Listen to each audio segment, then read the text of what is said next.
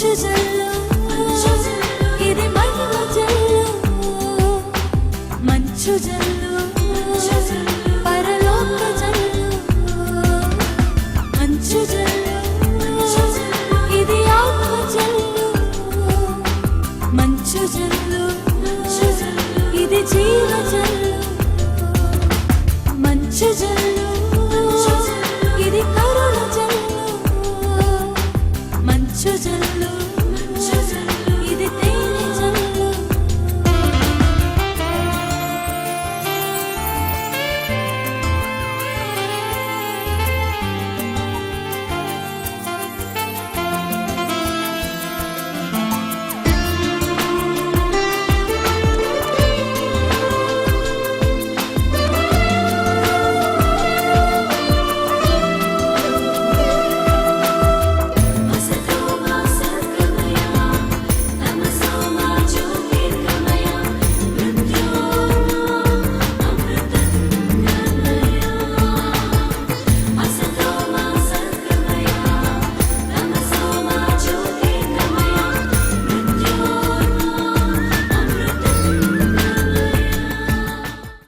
యేసు నామంలో మీకు శుభములు సమృద్ధిగా కలుగునుగాక. ఈరోజు bright Saturday, silent Saturday, holy Saturday అనే అంశాన్ని గురించి ధ్యానించుకుందాం. అంటే వెలుగు శనివారము, మౌన శనివారము మరియు పరిశుద్ధ శనివారం. ఈరోజు యేసు ప్రభు ఏం చేశారు, మరి మనం ఏం చేయాలి, ఈ రెండు అంశాల గురించి మనం ధ్యానించుకుందాం. యేసు ప్రభు శనివారం రోజు ఏం చేశారు అనేటటువంటి వాక్యాలు, లేఖనాలు 1 పేతురు 3వ అధ్యాయంలో 18 నుంచి 22 వరకు వ్రాయబడి ఉంటుందన్నమాట. అక్కడ యేసు ప్రభు ఆత్మ రూపంలో ఆయన పాతాళంలోకి వెళ్ళి అక్కడ నిద్రించుచున్న ఆత్మల్ని లేపి వాళ్ళకి సువార్తని బోధిస్తాడనమాట. యేసు ప్రభు పునరుత్థానుడు కాకముందు ఎవరు కూడా పునరుత్థానమై పరలోకానికి వెళ్ళలేదు. ఎందుకంటే ప్రథమ ఫలముగా తండ్రి దేవుడు యేసు ప్రభుని మరి మరణం నుండి లేవనెత్తుతాడు అని 1 కొరింథీ 15:23లో రాయబడి ఉంటుందన్నమాట. మీరు ఈ రోజున 1 పేతురు 3వ అధ్యాయం 18 నుంచి 22 వరకు, అలాగే 1 కొరింథీ 15లో 1 నుంచి 58 వచనాలు ఉంటాయి. పునరుత్థానం అంటే ఏంటి అనేది అక్కడ రాయబడి ఉందన్నమాట. మనిషి శరీరం మట్టిలోకి వెళ్ళిపోతుంది, ఆత్మ దేవుని దగ్గరికి వెళ్ళిపోతుంది అని ఉపదేశకుడు గ్రంథం అంటే ప్రసంగిలో 12:7లో సొలొమోన్ రాజు రాశాడనమాట. మట్టి నుంచి వచ్చిన శరీరం మట్టిలోకి వెళ్ళిపోతుంది, దేవుని నుంచి వచ్చిన ఆత్మ దేవుని దగ్గరికి వెళ్ళిపోతుంది. మనిషి ఈ రెండు కాంబినేషన్స్ అన్నమాట. దేవుడు ముందు మనల్ని ఆత్మగా తయారు చేసి అమ్మ కడుపులోనికి వెళ్ళి అమ్మ నాన్నల శరీరాన్ని మరి ఆత్మ చుట్టూ పెడతాడనమాట. అప్పుడు మనం పుడతాం. అయితే మట్టి ఎందులో నుంచి వచ్చింది ఈ శరీరం అంటే ఆదాం నుంచి మనం పుట్టాం. మరి ఆదాం ఎక్కడి నుంచి వచ్చాడంటే మట్టిలోంచి. ఆదాం అంటేనే హీబ్రూ భాషలో ఆదామా అంటే మట్టి అని అర్థం అన్నమాట. కనుక ఈ శరీరం మట్టిలో నుంచి వచ్చింది కాబట్టి మట్టిలోకి వెళ్ళిపోతుంది. అప్పుడు ఈ ఆత్మ ఎక్కడికి వెళ్ళాలి, పరలోకానికి, సృష్టికర్త దగ్గరికి చేరుకుంటుంది. అంటే the product will always go back to it's source అన్నమాట. శరీరానికి సోర్స్ ఏంటంటే మట్టి, భూమి, కాబట్టి భూమిలోకి వెళ్ళిపోతుంది. ఆత్మకి సోర్స్ ఏంటంటే దేవుడి నుంచి వచ్చింది కాబట్టి దేవుని దగ్గరికి వెళ్ళాలి. అయితే ఎలా మనం పరలోకానికి వెళ్తాం? యేసు ప్రభుని దేవుడు ప్రథమ ఫలంగా లేవనెత్తారు అని వ్రాయబడి ఉంటుంది అనమాట. అయితే ఆయన శరీరం శిలువ మీద మన కొరకు ఆయన నిన్నటి దినాన మరణించాడని మనం జ్ఞాపకం చేసుకుంటున్నాం. నిజానికి ఆయన మరణించింది క్రీస్తు శకం 30 ఏప్రిల్ 7వ తారీఖున పాస్కా పండుగ దినం. యూదుల పండుగ ప్రకారము పాస్కా పండుగ అబీబ్ నెల 14వ తారీఖున వాళ్ళు దేవాలయంలో, సరిగ్గా యెరూషలేం దేవాలయంలో ప్రధాన యాజకుడు ఎప్పుడైతే గొర్రె పిల్లని దేవునికి బలిగా ఇస్తున్నాడో అదే సమయంలో దేవుని గొర్రె పిల్ల అయిన యేసు ప్రభు మన కొరకు సిలువలో బలిగా అర్పించబడ్డాడు. ఆయన మన పాపాలన్నీ తన మీద వేసుకొని, మన శాపాలు తన మీద వేసుకొని, మన రోగాలు తన మీద వేసుకొని, మన పేదరికం, మన సిగ్గు, అవమానం, నిరాకరణ తన మీద వేసుకొని ఆయన పాప పరిహార బలిగా మరణించాడు అని యెషయా 53:10లో రాయబడి ఉంది. అప్పుడు ఆయన మన పాపం అంతా తన మీద వేసుకొని మరణించాడు పాప పరిహార బలిగా. అంటే లోక పాపంలను మోసుకొని పోవు దేవుని గొర్రెపిల్ల అయిన అందుకే పాత నిబంధన కొత్త నిబంధన మనం పోల్చి కంపారిజన్లో చదవాలన్నమాట. పాత నిబంధనలో లేవియ కాండం 16లో 19 నుంచి 22 వరకు అక్కడ కూడా ఇజ్రాయెల్ ప్రజల పాపాలని యాజకుడు అహరోను ఒక మేక మీద అందరి పాపాలని మోపుతాడు. అప్పుడు ఆ మేక అందరి పాపాలు మోసుకొని ఎడారికి వెళ్తుంది, అక్కడ అది వధించబడుతుంది అని రాయబడింది.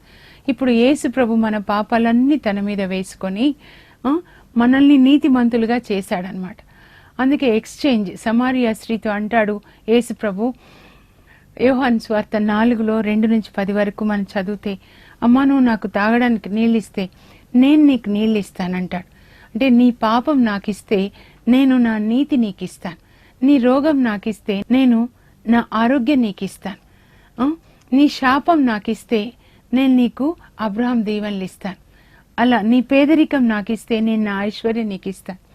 అక్కడ ఎక్స్చేంజ్ అనమాట. సమరియా స్త్రీ పాపం అంతా యేసుప్రభు తీసుకుంటాడు. యేసుప్రభు నీతిని ఆమె ధరించుకొని వెళ్ళి సువార్త బోధిస్తే, యేసుప్రభు గురించి చెప్తే గ్రామం అంతా ప్రభు వైపు వస్తుంది అనమాట. అది నిన్నటి దినాన సిలువ చెంత మనకి జరగాలి. నిన్నటి దినానే కాదు, మన జీవితంలో ఒక రోజు అలా జరగాలి. ఎప్పుడైనా ఒకరోజు యేసు ప్రభుని మనం కలుసుకోవాలి. మన జీవితంలో ఈ ఎక్స్చేంజ్ జరగాలి. అందరి పాపాలు మనం తన మీద వేసుకొని యేసు ప్రభు ప్రాణం విడిచెను అని వ్రాయబడి ఉంటుంది కదా. యోహాను సువార్త 19వ అధ్యాయంలో అక్కడ రాయబడి ఉంది ఆయన ప్రాణం విడిచాడని. అయితే ఆయన ప్రాణము ప్రాణం విడిచాడంటే ఏంటంటే ఆయన శరీరం మరణించింది. అప్పుడు ఆయనని సమాధి చేసేస్తున్నారు. అంటే మన పాపాలన్నీ తన మీద వేసుకొని ఆయన మరణించినప్పుడు ఆయనని సమాధి చేశారు శరీరాన్ని. అంటే మన పాపాన్ని సమాధి చేశారు.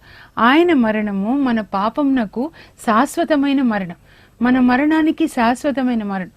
అయితే ఆత్మ మరణించలేదు. ఎవరి ఆత్మ కూడా మరణించదండి. శరీరానికే ఉంటది మరణం. ఆత్మ శరీరంలోంచి బయటకు వస్తే శరీరం మట్టిలోకి వెళ్ళిపోతుంది. దాన్ని మొదటి మరణం అంటారు.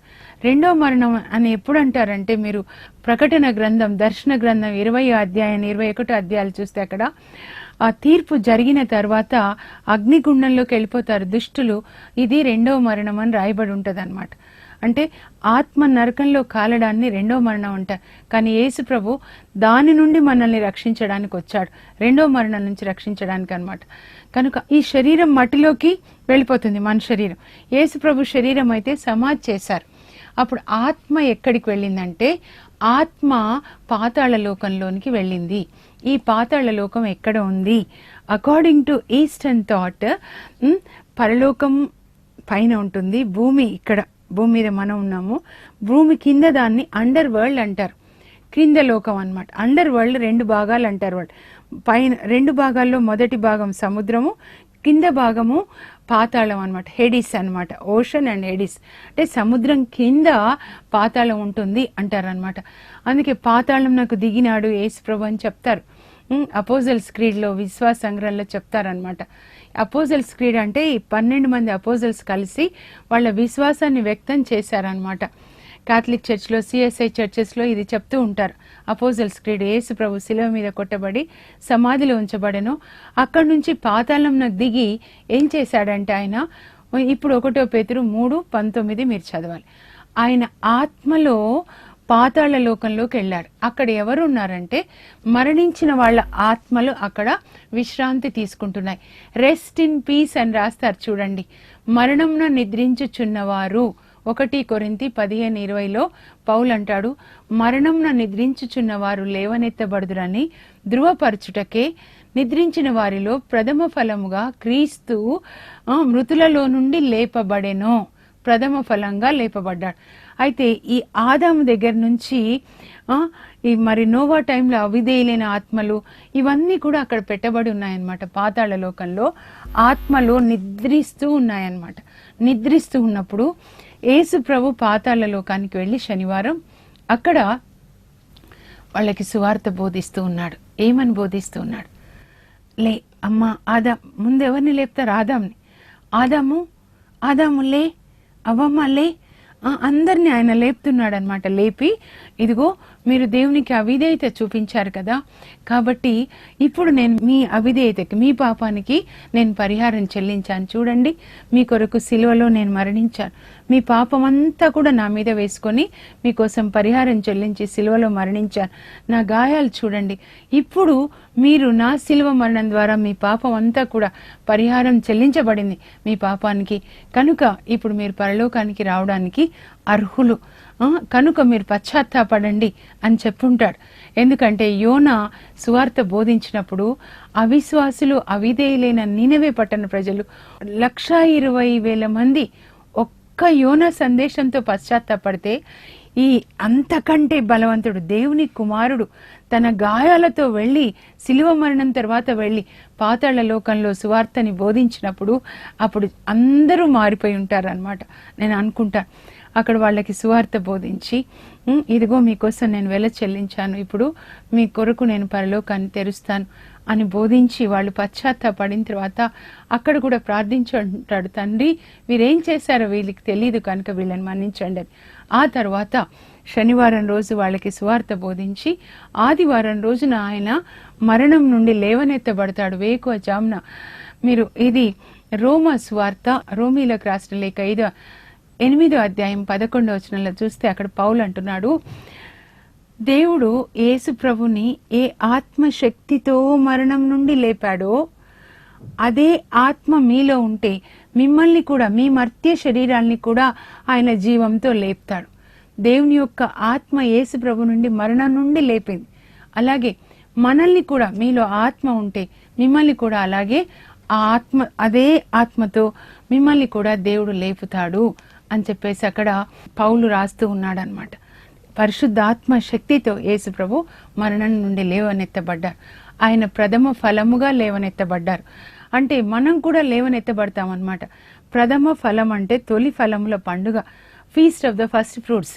లేవియ కాండ 23వ అధ్యాయంలో మీరు అక్కడ చూసినట్లయితే అక్కడ యూదులు ఏం చేస్తారంటే వాళ్ళ పంట పండినప్పుడు ముందు తొలి పంట కొంచెం పండగానే కొన్ని తొలి వెన్నులు అనమాట పంట ఒక పన కోసుకొని వచ్చి యాజకుడికి ఇస్తారనమాట. యాజకుడు దేవుని సన్నిధిలో దాన్ని అల్లాడిస్తాడనమాట. అప్పుడు వాళ్ళ నమ్మకం ఏంటంటే ఈ పంటలో తొలి పంటని చక్కగా పండించిన దేవుడు మలి పంటను కూడా చక్కగా పండిస్తాడు అని. అలాగే తండ్రి దేవుడు యేసు ప్రభు, ప్రథమ పుత్రుడైన యేసు ప్రభుని ఎలా మరణం నుండి లేవనెత్తాడో మనల్ని కూడా లేవనెత్తుతాడు. యేసు ప్రభు ఎలా పరలోకానికి వెళ్ళాడో మనం కూడా పరలోకానికి వెళ్తాం. ఒకరోజు తండ్రి సన్నిధిలో మన అందరం అక్కడ ఉంటాం అన్నమాట. అదే మన విశ్వాసం. అదే యేసు ప్రభు కూడా యోహాను సువార్తలో 14వ అధ్యాయంలో కడరా భోజన సమయంలో తన శిష్యులతో చెప్తారు, మీరు కలవరపడకండి, దేవుని విశ్వసించండి, నన్ను విశ్వసించండి. నేను వెళ్ళి మీకు గృహాలు కట్టించి, నా తండ్రి గృహంలో అనేక నివాస స్థానములు కలవు, నేను వెళ్ళి మీకోసం ఒక నివాస స్థానాన్ని సిద్ధం చేసి మళ్ళీ వస్తాను, వచ్చి మిమ్మల్ని తీసుకెళ్తా, అప్పుడు నేను మీరు తండ్రి ఒకే దగ్గర ఉండొచ్చు. యేసు ప్రభు చెప్పాడు, చెప్పింది తప్పకుండా జరుగుతుంది అనమాట. అయితే ఇప్పుడు నేను పునరుత్థానం కంటే శనివారం రోజున ఆది సంఘం ఏం చేసేవాళ్ళు దాన్ని గురించి మీతో చెప్పాలని ఆశపడుతున్నాను. ఆది సంఘం ఈ శనివారం రాత్రంతా కూర్చుని ఆది గ్రంథం నుంచి మరి సువార్తల వరకు వాక్యాన్ని చదువుతూ ధ్యానిస్తూ దేవుని ప్రేమని జ్ఞాపకం చేసుకుంటూ దేవునికి కృతజ్ఞతలు అర్పించేవాళ్ళంట. అందుకే దీన్ని పాస్కల్ విజిల్, హోలీ నైట్ అని అనేవాళ్ళు అనమాట. పాస్క జాగరణ, పవిత్ర రాత్రి. రాత్రంతా వాళ్ళు కుటుంబంగా కూర్చొని దేవుడు మన కొరకు ఏమేం మేలు చేశారని దేవునికి కృతజ్ఞత చెప్పేవాళ్ళండి. నేను వేకువజామున లేచి ధ్యానిస్తున్నప్పుడు దేవునికి చాలా ఇష్టమైన హృదయం ఏంటంటే కృతజ్ఞత చెప్పే హృదయం అన్నమాట. అందుకే కీర్తన 50లో 23లో దావీదు అంటాడు, కృతజ్ఞత స్తుతి అను బలిని అర్పించువాడు నన్ను గౌరవించును. అన్ని విషయాల్లో దేవునికి కృతజ్ఞత చెప్పడమే ఆయనని గౌరవించడం అన్నమాట. వాళ్ళు ఏమేం చదువుకున్న వాళ్ళో తెలుసా? చూడండి, ఆది గ్రంథంలో 1వ అధ్యాయం 1వ వచనం నుండి 2వ అధ్యాయంలో మరి 1వ వచనం వరకు, అలాగే నిర్గమ 12వ అధ్యాయం, అలాగే నిర్గమ 14, 15, యెషయా 54, యెషయా 55, ఎజెకియేలు గ్రంథం 36, అలాగే రోమా 6వ అధ్యాయం, అలాగే మత్తయి స్వార్త 28:1-20 వరకు, లూకా స్వార్త 24:50 వచనాల వరకు, 1-50 వరకు ఇవన్నీ చదువుకుంటూ దేవునికి కృతజ్ఞత చెప్పేవాళ్ళంట. కుటుంబంగా కూర్చొని చూడండి, కుటుంబంగా కూర్చొని దేవుని యొక్క వాక్యాన్ని వాళ్ళు భుజిస్తున్నారు. ఎలా భుజిస్తున్నారు? నిర్గమకాండంలో 12వ అధ్యాయంలో మనం చూసినట్లయితే 7వ వచనం 12-13 వచనాల్లో అక్కడ యెహోవా దేవుడు మోషే అహరోనుల ద్వారా ఇశ్రాయేల్ ప్రజలకి చెప్తారు, ఒక ఏడాది గొర్రె పిల్లని మీరు ఎంచుకొని దాన్ని 14వ తారీఖు రాత్రి దాన్ని వధించి దాని రక్తాన్ని ద్వారబంధాలకి, నిలువు కమ్మిలకి, అడ్డ కమ్మికి పూసి దాని మాంసము మరి కాల్చుకొని తినాలి. పచ్చి మాంసం కానీ ఉడకపెట్టింది కానీ తినకూడదు. దాని అర్థం ఏంటి ప్రభు, నేను అడుగుతున్నాను. కాల్చుకోవాలి అంటే ఇప్పుడు యేసు ప్రభు కడరా భోజన సమయంలో ఇది నా శరీరము, మీరు దీన్ని భుజించండి అన్నారు కదా ఈ వాక్యాన్ని. అంటే పరిశుద్ధాత్మ అగ్నిలో కాల్చినప్పుడు దాని యొక్క అసలైన అర్థం మనకి తెలుస్తుంది అన్నమాట. అలా లేకపోతే పచ్చి మాంసం అంటే వాక్యం ఇలా చదివినప్పుడు అర్థం కాదు. దాన్ని పాపం ఉన్న వాళ్ళకి పాపంగా అర్థమవుతుంది పాత నిబంధనలో కొన్ని చోట్ల అన్నమాట. పరిశుద్ధాత్మ అగ్నిలో కాలిస్తే బంగారం అగ్నిలో పుటం వేసినట్లుగా వాక్యం యొక్క అంతరార్థం మనకు అర్థమవుతుంది అన్నమాట. ఇప్పుడు కుటుంబంగా కూర్చొని వాక్యాన్ని ధ్యానించుకోవాలి, లేదా సంఘాలుగా కూర్చొని, ఆది సంఘాలు కూడా కుటుంబాల్లోనే సంఘంగా కూడుకొని వాక్యాన్ని ధ్యానించుకునేవాళ్ళు.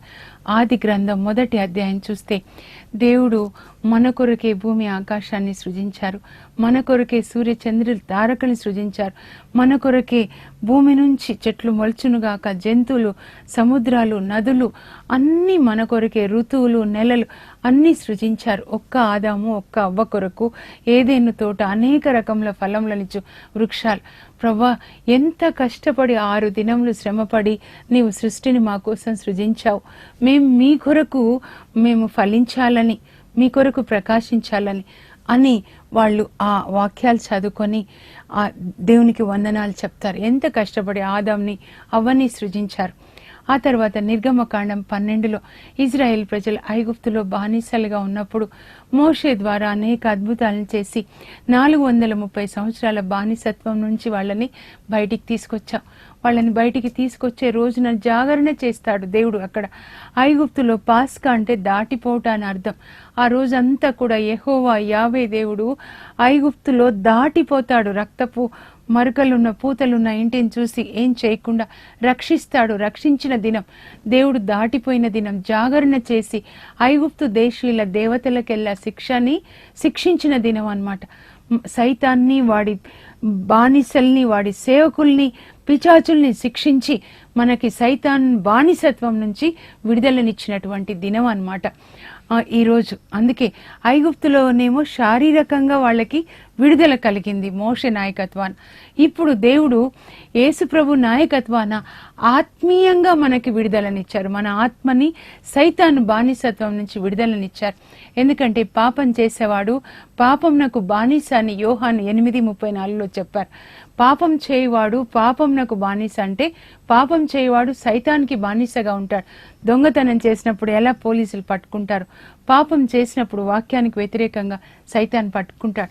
అయితే యేసు ప్రభు తన శిలువ మరణం ద్వారా శిలువలో కొట్టేసి సైతాను అధికారాన్ని, మనకి సైతాను బానిసత్వం నుంచి విడుదలనిచ్చాడనమాట. కొలొస్సీ 2:14లో ఆయన మనకి ధర్మశాస్త్రం తెచ్చిన ప్రతి ఒక్క పాపం నుంచి, వ్రాతపూర్వకంగా ఉన్నటువంటి పాపం నుంచి మనకు విడుదలనిచ్చాడు. కొలొస్సీ 1:13లో కూడా తండ్రి దేవుడు తన కుమారుని శిలువ మరణం ద్వారా మనల్ని చీకటి నుంచి వెలుగు సామ్రాజ్యంలోనికి నడిపించారని చెప్తున్నారు. దేవుని జ్ఞాపకం చేసుకుంటారు. ఇంకా మరి నిర్గమకాండం 14:15 చూస్తే ఎలా ఎర్ర సముద్రాన్ని దాటించారు. అలాగే మరి ఎర్ర సముద్రం దాటించేటప్పుడు ఎన్ని అద్భుతాలు చేశారు ప్రభా. పాదాలకి తడి అంటకుండా నీ బిడ్డల్ని రక్షించావు. మరి వెనకాల తరిమి వస్తున్న ఫరో అతని సైన్యాన్ని నువ్వు సముద్రంలో ముంచేశావు ప్రభా. మమ్మల్ని మరి ఎడారిలో మేఘస్తంభమై అగ్నిస్తంభమై నడిపించి ఒక్క అనారోగ్యం రాకుండా ప్రతిరోజు మరి దేవదూతల ఆహారంతో మమ్మల్ని పోషించావు. ఎక్కడ కూడా ఎవరు మరి విత్తనాలు నాటలేదు, వాళ్ళు పంట కోసుకోలేదు, కానీ నువ్వు పోషించావు. పాలు తేనెల దేశాన్ని మాకిచ్చావు ప్రభా.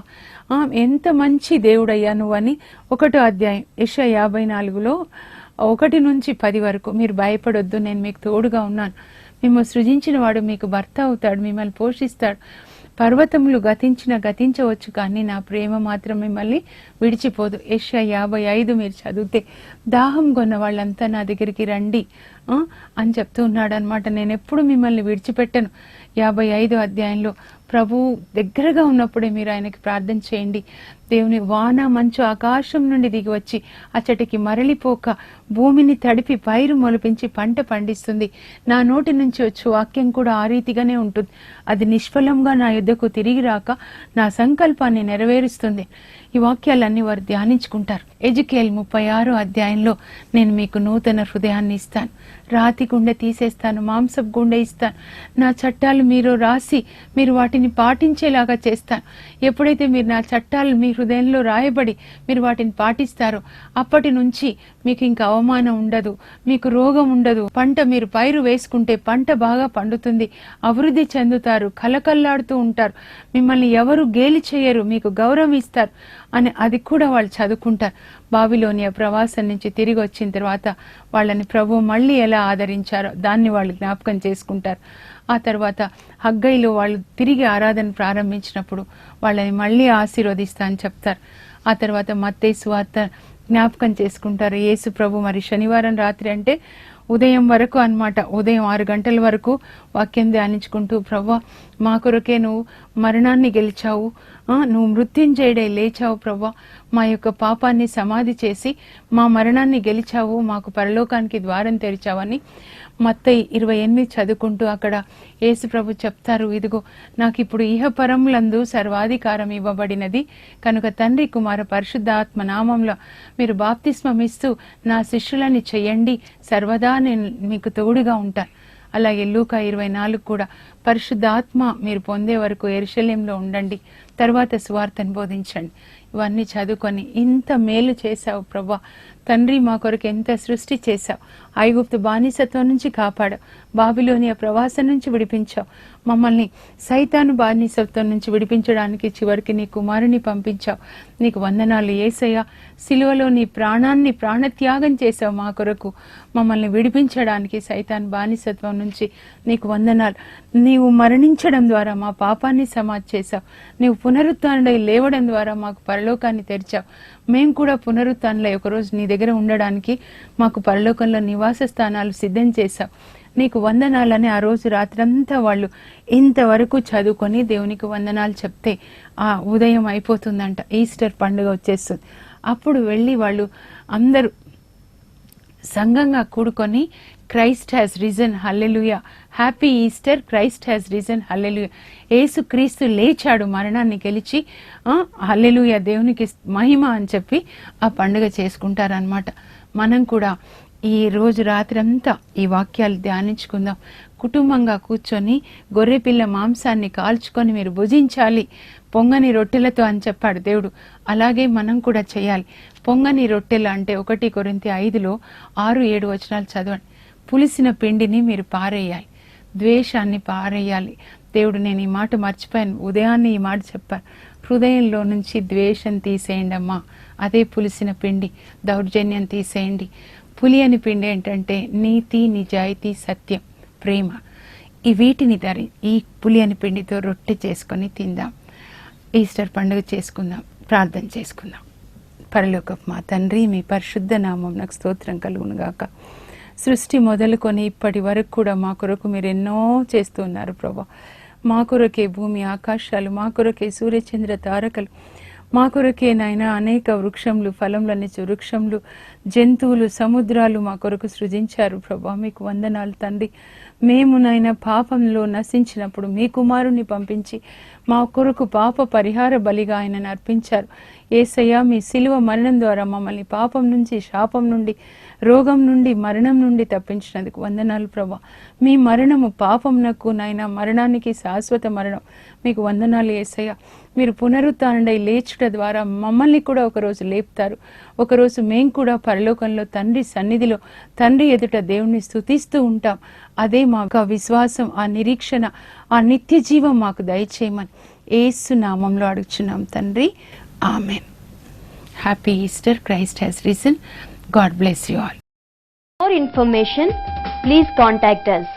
Our address, Mrs. Jacinta Rani, 214 Pavani Estates, near St. Anthony's High School, Himayat Nagar, Street number 8, Hyderabad 29,